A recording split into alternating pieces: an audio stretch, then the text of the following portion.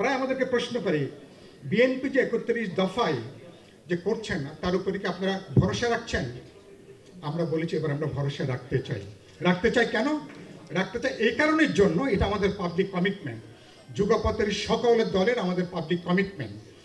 এক, যদি আমরা কার্যকরী না করি আমরা কিন্তু ওয়াদার বরখেলাপকারী হিসেবে জনগণের কাছে আমরা কিন্তু চিহ্নিত হব। বাংলাদেশ 5ই আগস্টের পরে পুরনো রাজনীতিতে আর বাংলাদেশের ফিরে যাওয়ার কোনো সুযোগ নেই। সে কারণের জন্য একবিংশ শতাব্দীর উপযোগী, মানবিক, গণতান্ত্রিক, দায়বদ্ধ, জবাবদিহিমূলক যে রাষ্ট্র সরকার, একটা ইনক্লুসিভ সমাজের মধ্যে আমরা যেতে চাই। আমি বিশ্বাস করি এবারকার গণ অভ্যুত্থান অনেকগুলো প্রত্যাশা জাগিয়ে তুলেছে। 31 দফায় সবগুলো কিন্তু এখনো নাই।